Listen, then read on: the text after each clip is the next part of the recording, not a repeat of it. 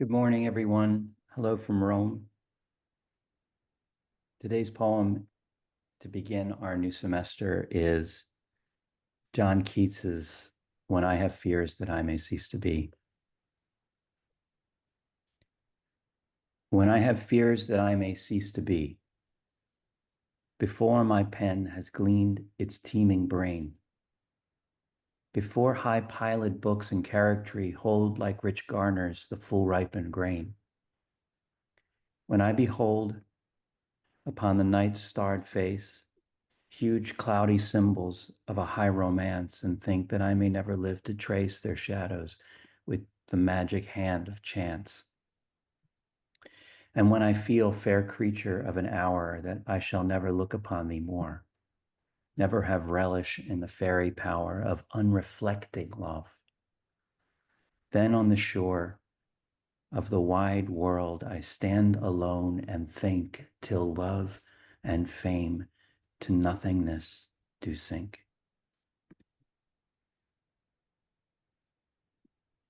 So let's take a comfortable seat. It's so nice to be back together. Just starting with a deep breath and your feet flat,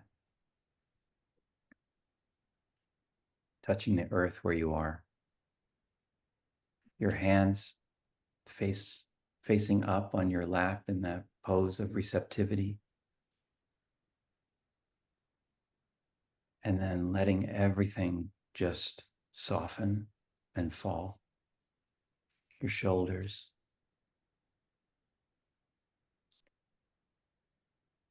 the muscles around your mouth, your jaw, the tension in your forehead.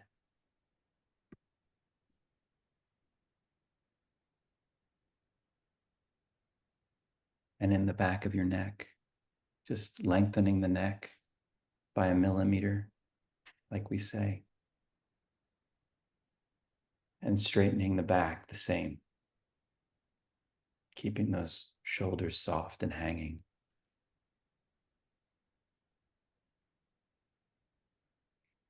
And just feeling this melting, pouring down your body, down the front of your neck, opening the throat,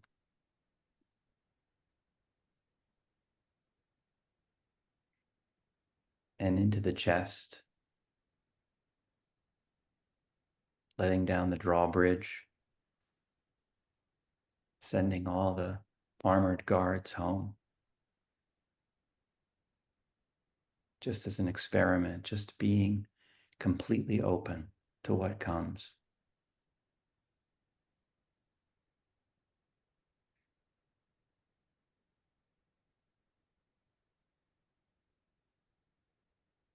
And then softening the belly.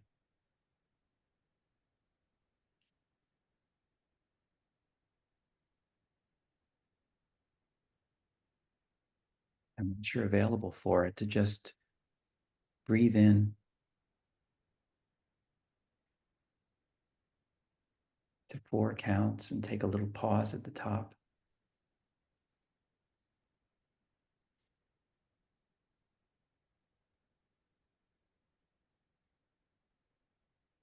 And breathe out to 5. Using the words of St. Francis, you might say, breathing in, I'm looking for what's looking.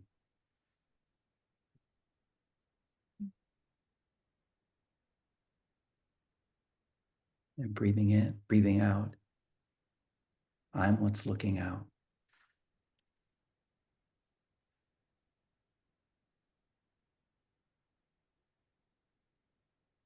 Breathing in, I'm looking for what's looking.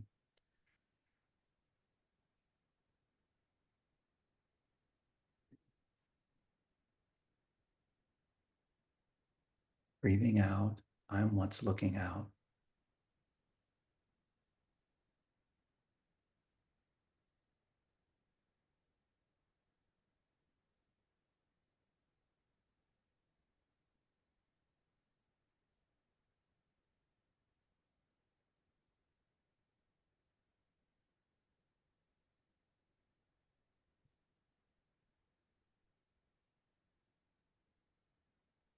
Three more of those breaths.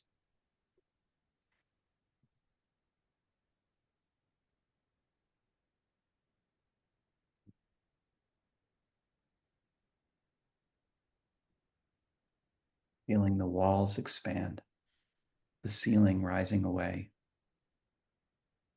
and that firmness with your feet pressed into the earth.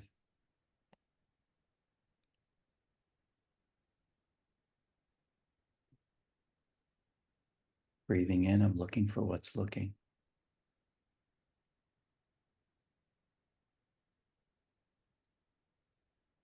Breathing out, I'm what's looking out.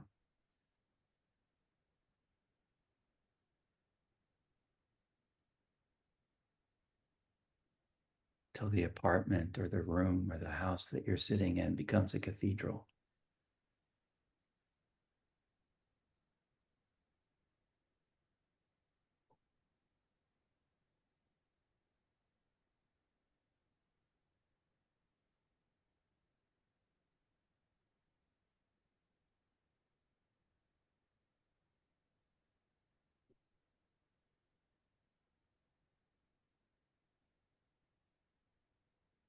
When I have fears that I may cease to be, before my pen has gleaned my teeming brain, before high-piled books and charactery hold like rich garners the full ripened grain. When I behold upon the night's starred face huge cloudy symbols of a high romance, and think that I may never live to trace their shadows with the magic hand of chance. And when I feel, fair creature of an hour, that I shall never look upon thee more, never have relish in the fairy power of unreflecting love, then on the shore of the wide world I stand alone and think, till love and fame to nothingness do sink.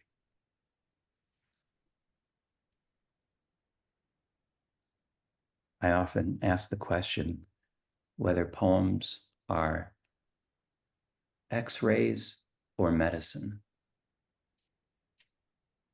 X-rays are useful because they show us where the break has happened. The medicine comes along and it affects the cure. I think classically speaking, the poems were meant to be the cure. A sonnet was meant to be a cure. It was meant to reassure that even though things fall away and time passes, there's something eternal too that lasts. So in the couplet of an Elizabethan sonnet, very often you'll have that reassurance come along, like the remedy that the doctor has prescribed. This poem is an anti-sonnet in a sense because it doesn't offer a cure. It's pure X-ray. It brings us to the edge of a remedy, and then it just asks us to sit there with all of our fears. It goes through the list. It talks about the fear of not ever getting the chance to publish all of the poems that are teeming through my brain. Keats was in his early 20s, 21 or 22, when he wrote this poem. So he had ambitions and the fears that he would never get to see the world, to have this romance of adventure that fate might cut short if he gets sick and ceases to be. And then the third fear, which is the fear that he'll never fall in love, the fear that this fair creature of an hour, this love will never reach fulfillment. So he lists all the things, and he brings us to this point at the end when we're waiting for the sonnet to wrap it into a nice bow, and then he just lets it all fall away. So if there is a cure in this poem, it seems that It's like a fever that has risen to a certain point where it breaks, and by its own nature, it just bursts. It's an example of negative capability, which I talked about once before when we did Keats's poem To Autumn, which he wrote after he had begun exhibiting the symptoms of tuberculosis. This was before. But negative capability is very strong here, and he had just come up with the term in a letter to his brother. It's a person's ability to be among uncertainties without any irritating grasping towards logic or reason, he said. So this ability to just sit with and to look at the fears is for Keats the highest measure of one's character. And if we look at the form of this poem, it's very scientific. It's very much like a doctor's prescription. It's got the scientific method written all over it. In fact, there's a problem, there's the gathering of the data, and then there is a kind of conclusion at the end, or an anti-conclusion. And it has a volta, like every sonnet should. There's that giant word then that pours in at the end of the poem. And when then pours in, we feel like, oh, now it's coming. But the other operant word in that last passage is alone. So it seems that the real prescription is to stand alone and to look at these things at the edge of the worst case scenario, and to be courageous enough to bear that out. It's a little bit like Christians looking at an image of Christ crucified on the cross, the worst of all possible stories, and holiness is still there.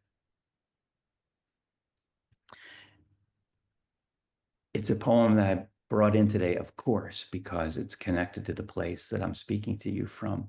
I'm talking to you all from my apartment at the American Academy in Rome. And on Saturday, the first thing I did was go to the non-Catholic cemetery and visit the grave of Keats. Now, Shelley's also there too, up on the hill, but Keats is kind of hidden, tucked away in a corner of the cemetery. And his grave is very interesting because his grave seems to be the embodiment of what this poem's trying to tell us. It doesn't have his name on it. He didn't want his name or any record of himself on the grave. It says something like, "Here lie the mortal remains of a young English poet whose name was writ on water." And if you look at the last line of the poem, the very last word, sinking into nothingness, is a lot like our names sinking into water. But I want to say that the irony of that gravestone is that his is the one grave that graveyard is known for. Shelley as well, many other poets are buried there. Gregory Corso is right next to Shelley, a contemporary poet. But this grave has staked its whole reputation on the fact that Keats is buried there, next to his friend Joseph Severin, who brought him to Rome in 1820 in the fall, and who bore out the illness with him until he died in February of 1821, when he was 25 years old. There's always someone sitting there. Every time I've gone, 6, 10 times I've been to that cemetery, and every time I go, there's somebody sitting on the little bench in front of his grave with a notebook. Here's the poem again. When I have fears that I may cease to be. When I have fears that I may cease to be, before my pen has gleaned my teeming brain, before high-piled books and charactery hold like rich garners the full ripened grain, when I behold upon the night's starred face huge cloudy symbols of a high romance, and think that I will never live to trace their shadows with the magic hand of chance. And when I feel, fair creature of an hour, that I shall never look upon thee more, never have relish in the fairy power of unreflecting love. Then on the shore of the wide world I stand alone and think, till love and fame to nothingness do sink. Let's go back into it. Getting into that comfortable position again, feet flat.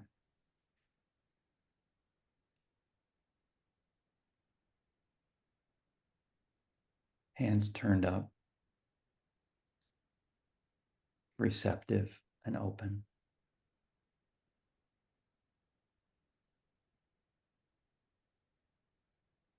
Michael Singer, who's a teacher I love, says it's not about being open, it's about not closing.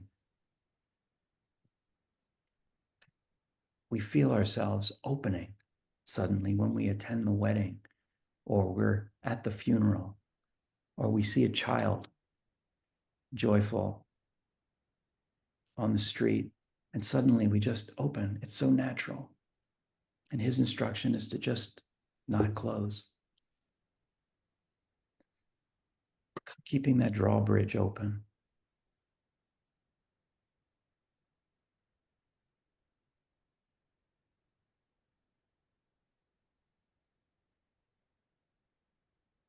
Feeling the awareness that anything could leave us or enter in at any moment, that there's nothing to hold on to.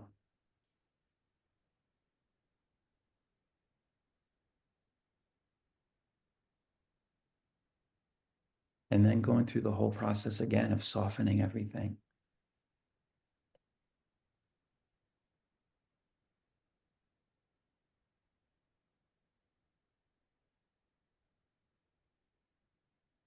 Softening the muscles of the face. Feeling the back of the neck literally melting.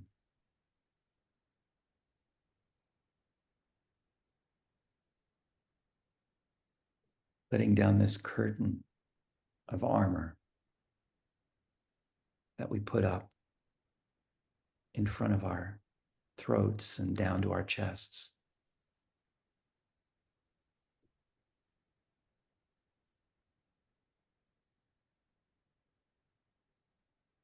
Softening the belly where all the fear begins.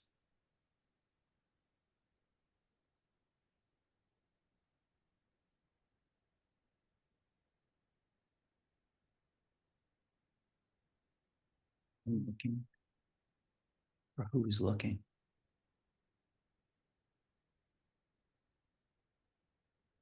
Standing back from my fear, from my thoughts, which I think are me, my emotions, which I rigidly identify with, standing back from all of that. There's always somebody watching, like we watch ourselves in a dream.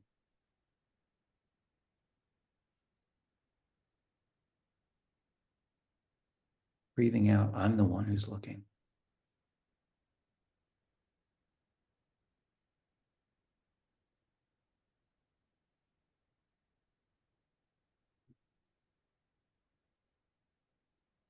Let's do 3 breaths.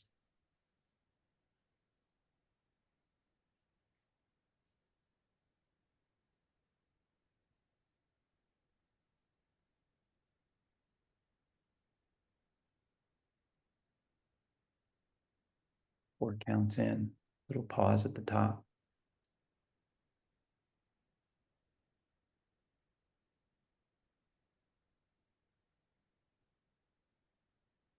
5 counts out.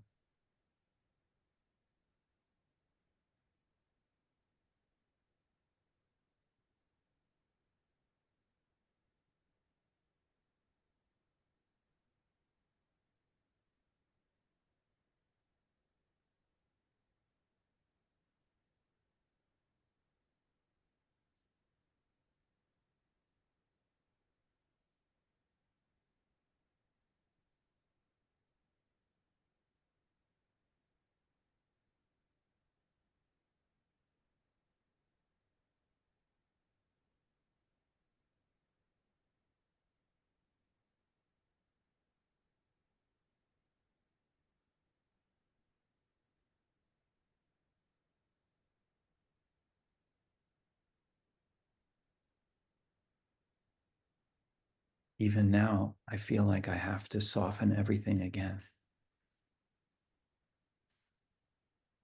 It goes back into that protective pose, unless you're vigilant.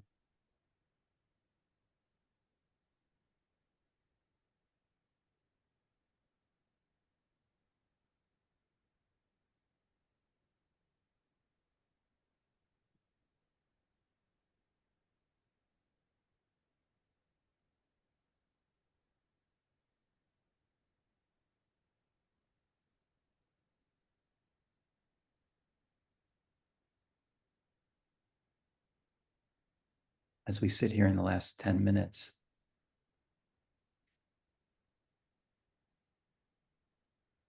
I want you to consider to go to that challenge zone, the edge of what's no longer comfortable, and push at that a little bit. But to think about your fears right now.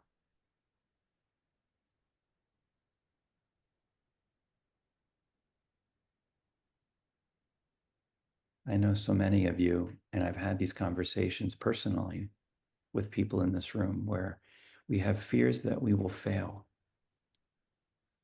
fears that our minds or our bodies will fail,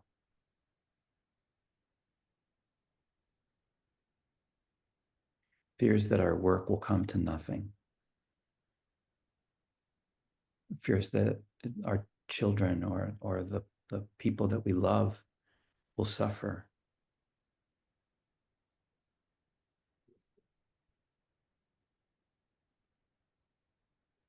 We stand at the edge of the wide world of those fears and let them break like a fever.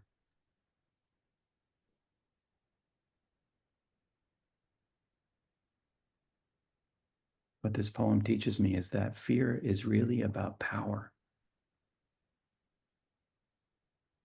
We want more power because we don't feel safe,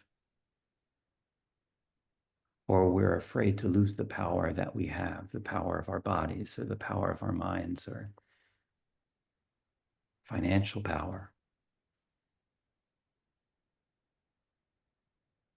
Fear and power are so connected. And what Keats says is, I go to the edge of the world and I stand there powerless.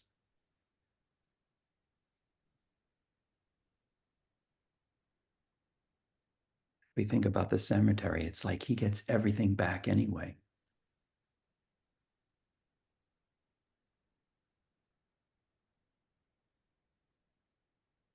There's something Thich Nhat Hanh says, we're very afraid of being powerless.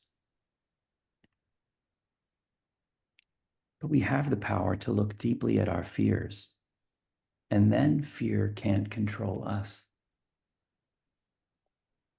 We can transform our fear. Fear keeps us focused on the past or worried about the future. If we can acknowledge our fear, we can realize that right now we're okay. Right now we're still alive and our bodies are working. Our eyes can still see the beautiful sky. Our ears can still hear the voices of our loved ones. If we have power to look deeply at our fears, then fear cannot control us. His then is like Keats's then. The then that's the volta of this poem is the same then that Thich Nhat Hanh is talking about. Then fear cannot control us.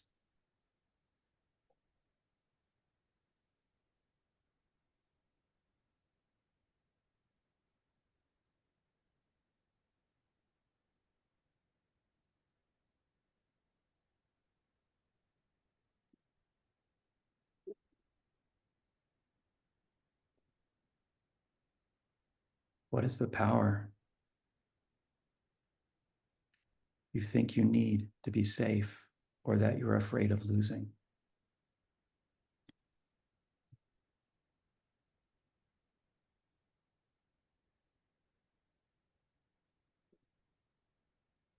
Let's all just let that go.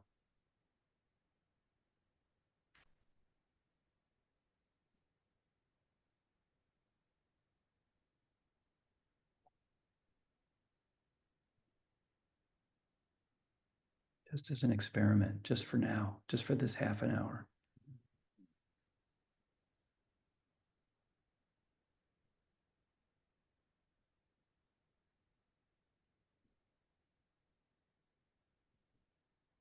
Maybe as you breathe, say something like, breathing in, I acknowledge my fear about finding a new job. What am I going to do?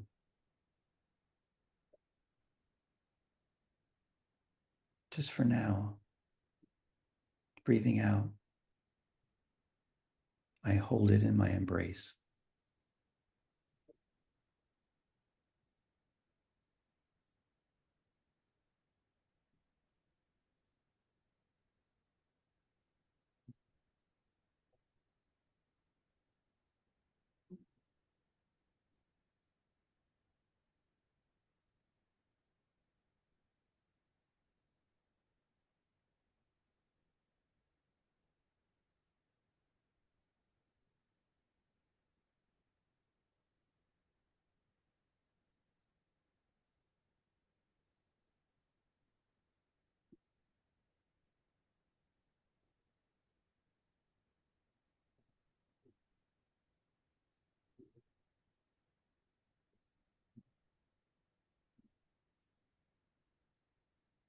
I hold it in my embrace.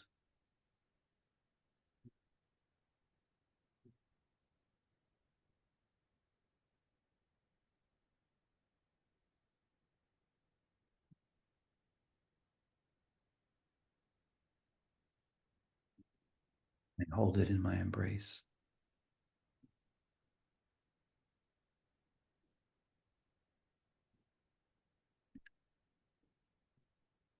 When I have fears that I may cease to be. When I have fears that I may cease to be, before my pen has gleaned my teeming brain, before high-piloted books and charactery hold like rich garners the full ripened grain, when I behold upon the night's starred face huge, cloudy symbols of a high romance, and think that I may never live to trace their shadows with the magic hand of chance. And when I feel, fair creature of an hour, that I shall never look upon thee more, never have relish in the fairy power of unreflecting love,